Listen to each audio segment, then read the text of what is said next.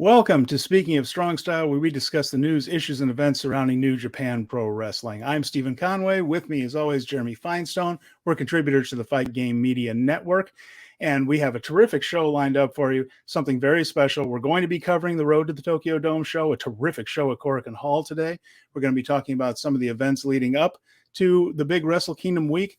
But Jeremy, we have something very, very exciting. We have two of the primary participants in New Japan's biggest event. Why don't you tell the folks about it? Well, a call was made out on the social media internet, and we answered from El Phantasmo and Hikuleo that they were doing some meet and greet with the podcast world, and they had decided to join us and give us some of their time. And so we're going to bring them on right now and waste no more time. And welcome to Hikuleo and ELP. Hey, what's up, guys? What up? We're very happy to have the NJPW Strong Openweight Tag Team Champions on the show with us.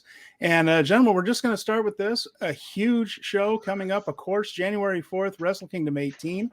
Title versus title. Your Strong Openweight titles against the IWGP World Heavyweight titles. So after a year of a lot of changes and things going on with where you guys are aligned, and you're in one of the biggest matches of the year on one of the biggest shows of the year, title versus title. It's a bit overwhelming. How are you feeling going into this one? You've been in the Wrestle Kingdom stage before, but this is a huge match for both of you. Yeah, ELP has been on the Wrestle Kingdom stage before. This will be my first main card appearance. Main card, yeah, true. That's true. Yeah. So how are you feeling about it? I mean, this is a big match and a big spot, and you're with two of the very best in the world. Some say the Bishamon's the best tag team in the world. So it must be very exciting being in this kind of position in this spot. Could you talk to us a little bit about how you prepare for a match of this magnitude? Yeah, well, as you can see, I have a straw up my nose. Oh. As I just had a deviated septum fix from numerous broken noses over the course of my career. Oh, wow. And then also my shoulder and neck have been fucked up from Tag League and the G1. So I'm not on the best path to the Tokyo Dome physically wise, but mentally we're excited. We're, are the biggest match of both of our careers for sure inside the Tokyo Dome, with an opportunity to finally ascend to that next level in New Japan. Whether we do or not, that remains to be seen. But, you know, after beating Bishamon at Korakuen Hall and barely losing to them in the finals, we're feeling pretty good going into the Tokyo Dome. I haven't won a match inside the Tokyo Dome in 5 or 6 years, but hey, there's a first for everything, right, boys? I think money's on you guys, in my opinion. The momentum is in the direction of the Guerrillas of Destiny. I got a question about the way you two lined up with each other. You guys both have a little bit of crazy in you. ELP, you're willing to go a little nuts in the ring, and Hikuleo, you're willing to destroy your body in multiple different ways. Do you encourage each other to go a little crazier because you want to one up each other? Are you on the same page? You know, Hikuleo, you're willing to take a fall off the rafters in order to win your title, but it didn't work out that way. ELP, you'll do a Who's Your Daddy match with Shingo Takagi and make it entertaining. So what's your mentality working with each other and just being fun and creative in the ring, and how that's going to bring you success? You know, I totally forgot about that rafter table bump. I feel like the more times I bring out a table, the more I get put through the table. This is the second time now I brought out a table. Damn, bro, you gotta stop doing that. Yeah. We should have just used the chairs, bro. Just fucking sabu the shit out of them. It's amazing how often top rope. I would have never gone off the top rope if it wasn't for ELP. So he does push me. I was wondering about that. Yeah, you know, when the first time it didn't work out, I was like, you know what? Let me try it myself. You doing a thunder kick off the top rope, and then your poor knees, my man. Your poor knees. How are you feel? Are you ever going to try that one again? Oh yeah. Oh Okay. yeah. Of course. That seems like a Tokyo Dome moment. If it were up to me, I'd see a thunder kick like that off the Tokyo Dome. Both of you doing a thunder kick. Now I know why he does it, man. The rush you get for being up there. When he held me out there for a second, I was like, damn, this is pretty damn cool. And then I jumped and the rope slipped. The rope rolls. They spin. Yeah, they spin. So my foot slipped on it and I didn't get my full, I didn't get to spread the wings as much as I wanted to. But being Well, with I'm excited to see it all happen again. yeah, being with ELP, man, you definitely work up the courage to push the limits. Well, I wanted to just go back a little bit here with you guys. You said this is you said yourselves the biggest match of your career coming up, but it's been a long journey. Both of you have been a part of the New Japan system in one way or another for years. So, Phantasmo, for you, I know it started a little bit with Rev Pro. You had a couple of matches when New Japan came over to England, and you appeared on those, and then. Boom, in 2019, you're in Best of Super Juniors. Can you tell us a little bit about how you and New Japan came to be on each other's radar, how you got your first run there? How did that all come together? Yeah, it was all thanks to Rev Pro. I moved from Canada, went to England, had no bookings in England except through Rev Pro, through Kyle O'Reilly, who got me that first match against David Starr, and then just kept grinding and hustling. And then I remember New Japan came over for like a super strong style tour in England, and they did the first night in Milton Keynes, and then they did the second night in Manchester. And I wasn't on the first one, but I was on the second one, and it was like a four-way with me, David Starr, Taiji Ishimori, and Tiger Mask. And I kind of showed up, did the rope walk moonsault, did a coast to coast, got my shit in, as Brian Cage would say. And, I think kind of got some big reactions from that big crowd that had never seen me before, which I think definitely turned a couple heads backstage. But that was also at the time that like Kushida just left New Japan and NXT UK was starting. So a lot of the UK guys were going to NXT UK.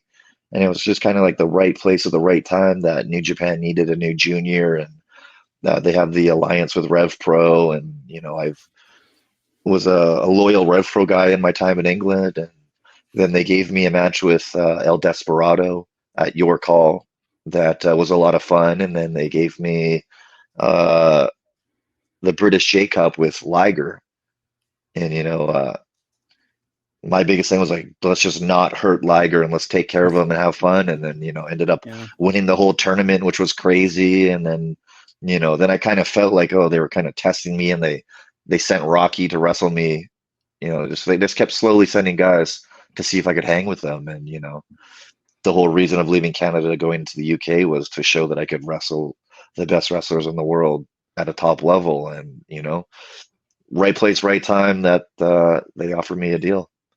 Well, it shows. I'm sorry, it shows the faith they had in you, because you look at the names you just listed, the people you wrestled very early in your New Japan run, some of the very best they had, some of the all-time legends. So they must have felt comfortable with you right away, and that's testament to the way you did show up, like you said. Yeah, well, it's also funny that they originally only offered me like a 3-month deal to do the Best of Super Juniors and maybe Super Junior Tag League, but that was also right as AEW was starting, and I wrestled Cody Rhodes and Tony Khan was there, and they offered me a deal to go to AEW.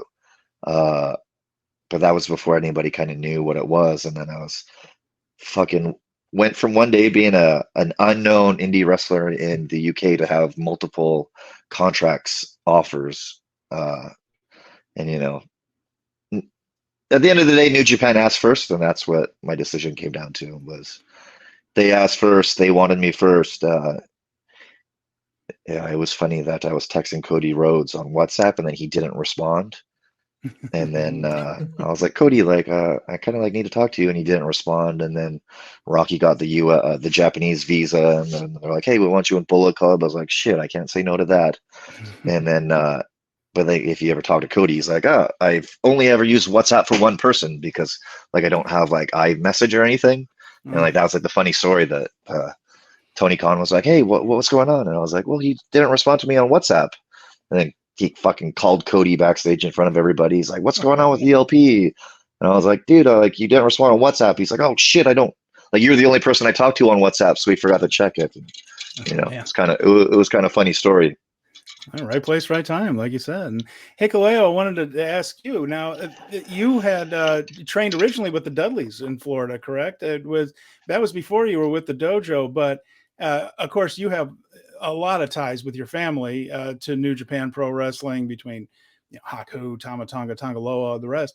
Was the goal always New Japan, even when you were training with the Dudleys in Florida, or was that something that you thought maybe I'll forge my own path, and then you ended up there? I mean, what was that story? Yeah, New Japan was always the plan, especially with the heavy influence of my dad. He was like, that's the place you need to go. You need to learn from there, start out from there. And that we caught wind that they were doing a show in New Zealand. And so Tom was like, let's get you down there and train at the father was just starting his school. There was only 2 of us there and hopefully get a look. But I had originally sent my stuff into New Japan probably in 2015, but they weren't accepting any more people. They said they had too many foreigners. I think they had Jay, Finley, Juice, and maybe Cody Hall in the dojo. And they're like, there were just too many foreigners during that time. So I waited like another year, and that's when the show down in New Zealand happened.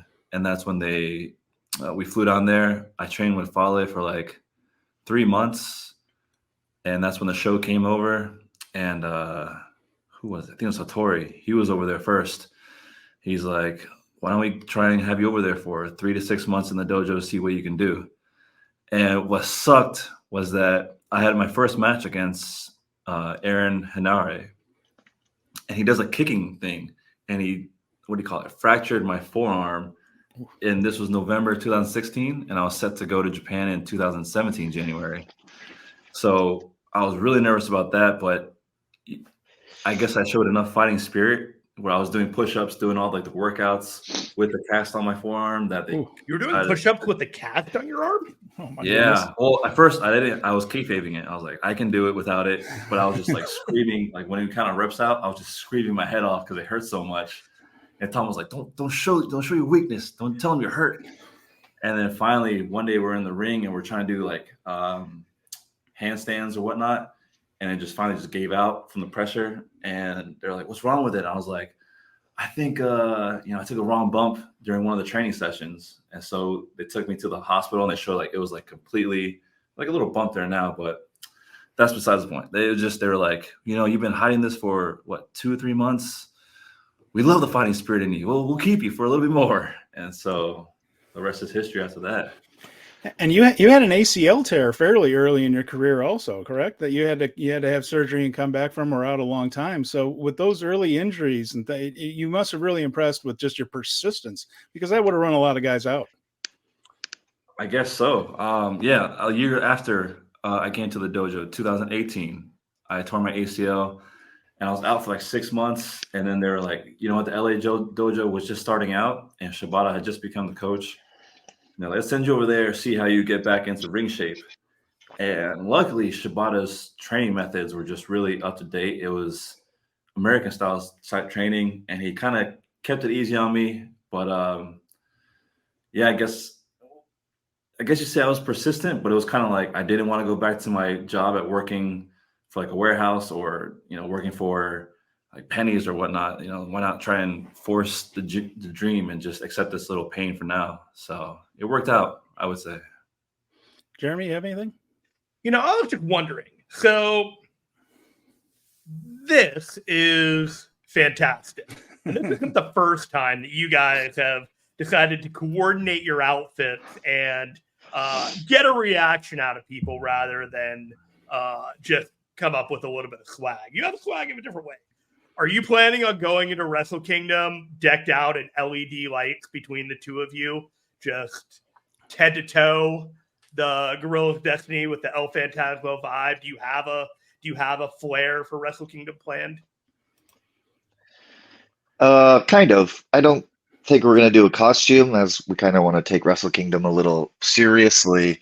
Okay. But it was funny that I kind of had that idea in Las Vegas against Monster Sauce. I kind of like tweeted, I was like, oh, you guys better not out drip us. And I had them like really worried about what we were going to wear. And then, Zane kept or like Alexandre came dressed up in like Gucci and gold, and we showed up in like jeans and a t-shirt, and he's like, "What the hell? Like I thought you guys were gonna have like a big drip on," but we didn't tell them that we had the Bert and Ernie costume in the backpack, and we didn't like bring it out until they had already gone out and their music played.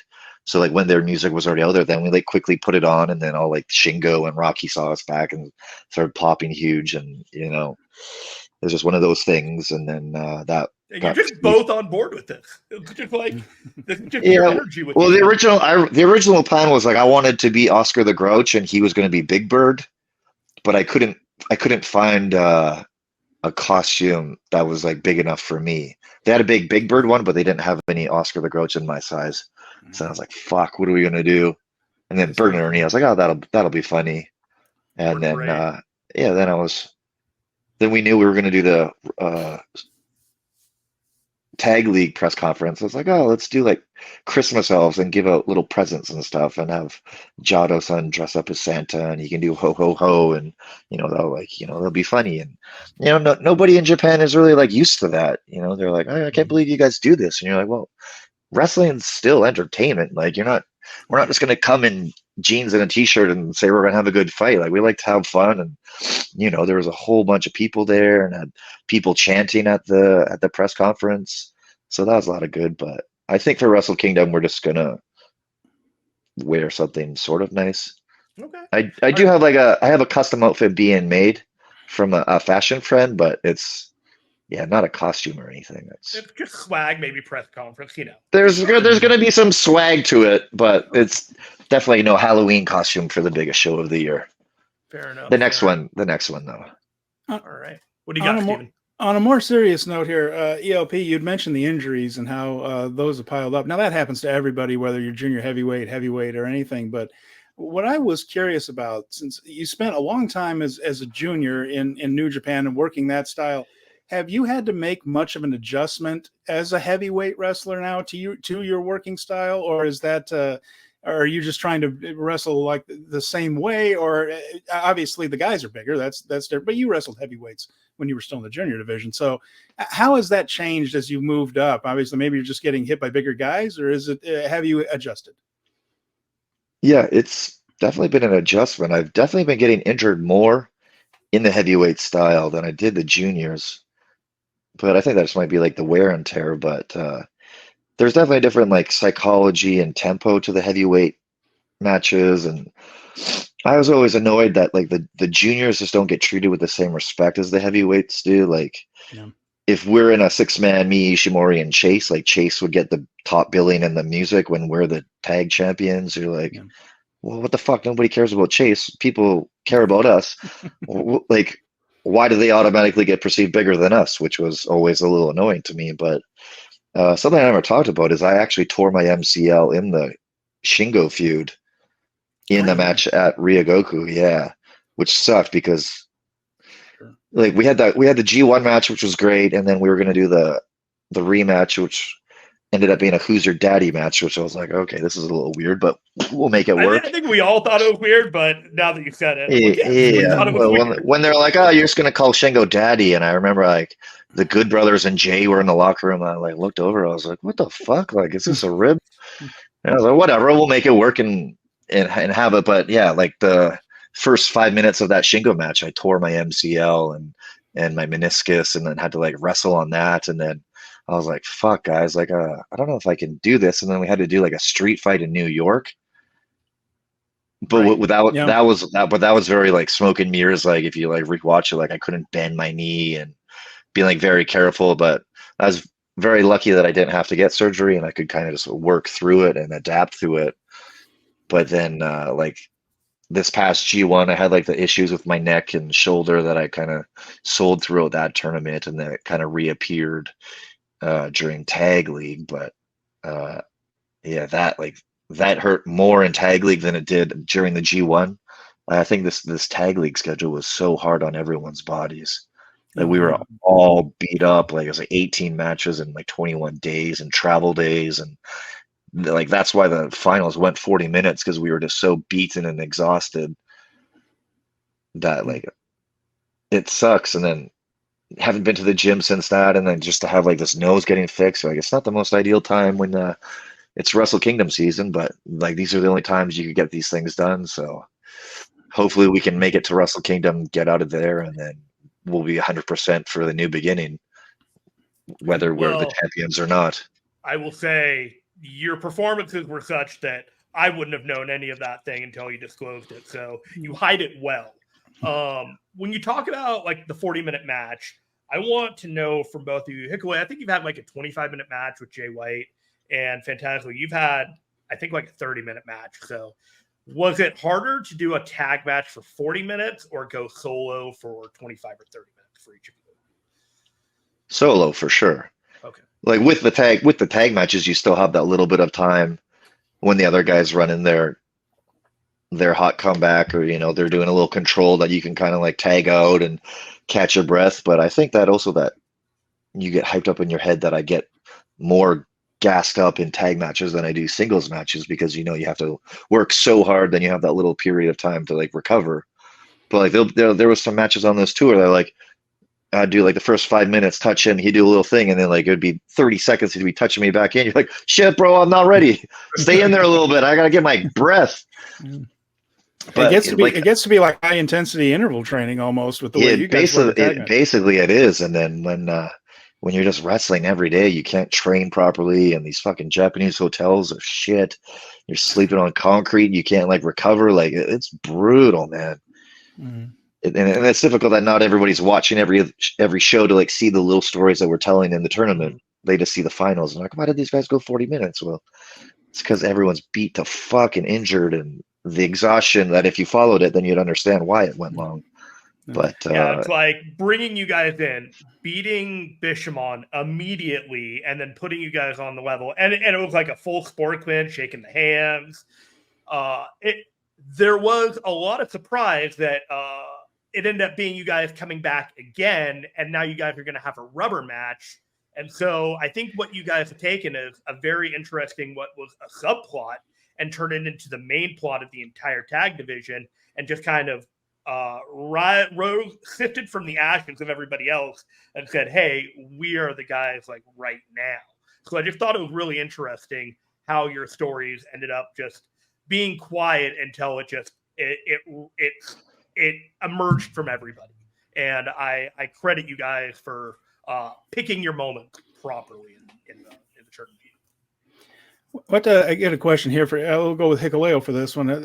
Challenges when you're doing a third high-profile match against the same opponent, now in the biggest stage of all. What kind of work do you do to try to make sure that each match is a little bit different from one another? And especially what's neat about these two tag teams are Yoshihashi and Goto are two very different wrestlers, just as a great tag team. Same thing with you guys, different styles, different sizes. So there are a lot that brings with it a lot of variables you can work with. But of course, you want to make this one, you want to keep upping the ante each time. We'll talk about the challenges as far as just making your matches interesting and unique each time out.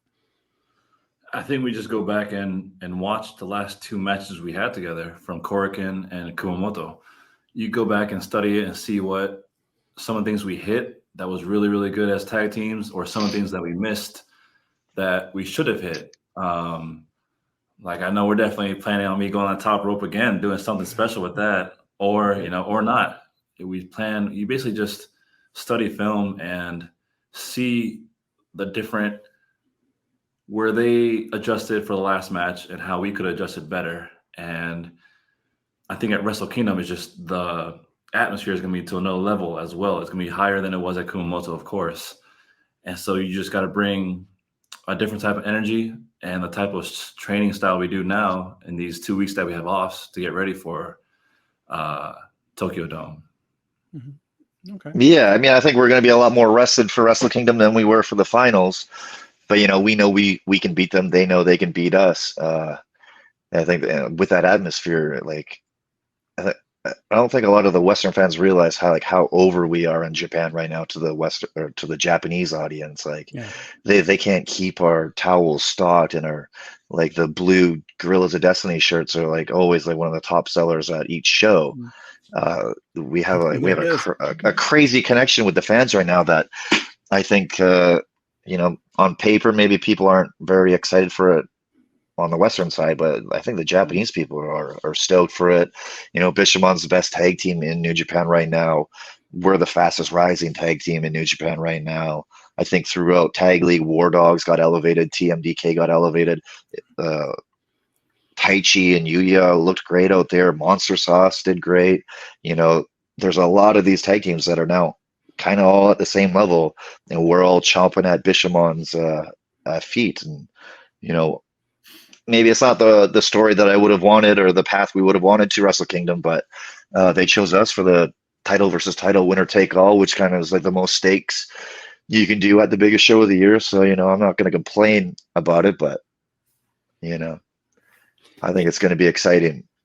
This past year, the fans really have taken to both of you. Of course, start of the year with Bullet Club, there was the whole skepticism with David Finlay, the Jay White turn, all that stuff, all that story that kind of led to it. But once all that triggered, each time there were hints that you guys might be on the way, either leaving Bullet Club or kicked out of Bullet Club, however it worked out. The fans were with you guys almost from the beginning. Did you sense that very early on that, oh, this is going to work maybe better than I thought it would? I don't know. For me, I think it was simple just because I had my brothers already on this side, on the babyface side, on the Hontai God side. So I think it was. I knew my time was coming eventually to leave Jay's side, so it wasn't too much of a surprise, or maybe it was a surprise because it was a loser leaves Japan match, and there was all the news outlets about who was going over to WWE or not. And so I think, it was, I actually forgot what the question was. What was the question? Were you surprised at how quickly the fans took to you though, and just kind of connected with you on that level where it just seemed like early on they were just like, come on, Hikuleo, you're with us, right? They really seemed to take to you. Yeah, if you remember that, it was a special moment though when in Kobe, when I switched over, I left Jay and went over to Tama and we did that big embrace. That caught me really off guard. We were just both in the ring and we hugged, and it was kind of like a relief. Like Tama needed that. Like he had been beaten up, he had been betrayed all year, and finally have some brotherly love, to have love finally, like family come over. I think that was a huge reaction from the fans. But I really didn't connect with the fans until I started teaming with ELP. Even when I came over to GOD, I still had that Bullet Club mindset. Just go into the ring, beat guys up, get the W and bounce. But it wasn't until, when was it, October, that we started teaming up, that you really understand, like, oh, let's give back to the fans. Let's embrace them for supporting us. Even after we had been, in Bullet Club, being these bad guys, doing all the crappy shit that we did, it's now we embrace them and thank them for what the support they've given to us. How about you, ELP? Because you were one of those guys in Bullet Club where a lot of the fans, and we would hear from here on the show, they were just like, man, I can't stand Bullet Club, but I like it. I like Phantasmo's matches. Like there was a lot of that. So when you switched and went over to their side, seems like they were ready for it. Did you sense that also? Yeah, it was brewing for a while. It was me, Kenta, and Ishimori that were getting huge fan favorite reactions every time we came out, and then chasing those guys wouldn't. But I was like, hey, man, like maybe we have something here. Like, there's never been like a fan favorite babyface Bullet Club run. Why don't we go with that? Everyone expects us just to be bad guys, but we're already so organically getting these reactions. Let's see what could happen. And then the whole thing with Finlay happened, and then they kicked me out. And I'm kind of glad that they did, because then we could capitalize on these fan reactions. But I remember it was Cork and Hall, New Japan Cup against Naito, that I was like, are you guys noticing this? Like, there's more ELP chants than there is Naito chants. And that was when I was in Bullet Club, and I got backstage. I was like, do you guys notice like I was more over than Naito tonight? And they're like, yeah. And then had the match with Tama that had Osaka rumbling, and then got kicked out, and had the match with Finlay that had Osaka rumbling, and then the G1 match with Ospreay, and I wrestled Okada in like a country town in the G1, and there was more ELP chants than there was Okada chants, which I was like, oh shit, like shit's kind of popping off here. And then you know, when we finally like kind of like all embraced after the G1 and like started hanging out with God, and then when we won the tag titles at Ryogoku, I was like, God damn, man, these fans are like behind us. And my whole big thing was like wrestling throughout the pandemic was so difficult for us wrestling like in front of clap crowds, but like the fans had to pay money to come to these shows where they couldn't cheer, they couldn't boo, they had to clap. Like clapping fucking sucks for 3 hours. Like try clapping for 10 minutes. Like it's awful. Like they were clapping for 3 hours. You couldn't drink, you couldn't sit beside your friends. I was like, man, the fans deserve more respect than we do. Like it sucks for us to wrestle, but it sucks for them to come and like watch these shows that they can't react to. Like why would you come? Like it fucking sucks. So then once we had like the COVID restrictions lifted, I was like, hey man, I'm gonna start fist bumping these kids and, you know, giving them hugs, and, you know, these guys deserve the respect from us just for sticking with us. And then, you know, I think they realized all the bullshit I went through during COVID of staying in Japan that whole time, that they're kind of like, hey, we appreciate what he did, and, you know, kind of mutual, and, you know, it all kind of happened organically. Jeremy, you have anything? I just wanted to say thank you guys for coming on to the show. You've been on for about 30 minutes, which is about what we planned for. Really want to appreciate you guys. Do you have any plugs, any websites, any social media that you want to move forward on before we let you go? If you want to see some behind the scenes stuff from all the tours, everything we do, even Tokyo Dome should have some good stuff. Check out my Patreon, patreon.com/Hiku'sHub. And yeah, all social medias are Hiku_Leo, HIKU_LEO on all the social medias. What was that Patreon? I'm going to advertise it after you take off. Patreon.com/Hiku'sHub, HIKUSHUB. Just one word? Yep. Great. Well, I ain't got nothing to plug. Go on his Patreon. I pop up on there. I know if you guys are coming to Tokyo Dome, we're going to have a little get together for everyone who's over in Tokyo, probably on like the 3rd or something, which will be cool for anyone coming to Japan. But yeah, thanks for supporting us. Wrestle Kingdom, January 4th. It's not guaranteed it's going to work on New Japan World, so you might as well buy some plane tickets and buy a ticket and come to the Tokyo Dome just so you can see it for I like sure. it on But Apple TV, but it's a little spotty. seamless transition. Seamless transition. yeah, you know, we don't need to get into that. That's a whole other can of apples. But yes, it is. yeah, that's the best. I would like to finish with saying we'd love to have you back anytime. Thank you for coming on to the show, and best of luck to you moving forward. No problem. Thanks, boys. Take care. Thanks, guys. Happy holidays. Happy You too. holidays.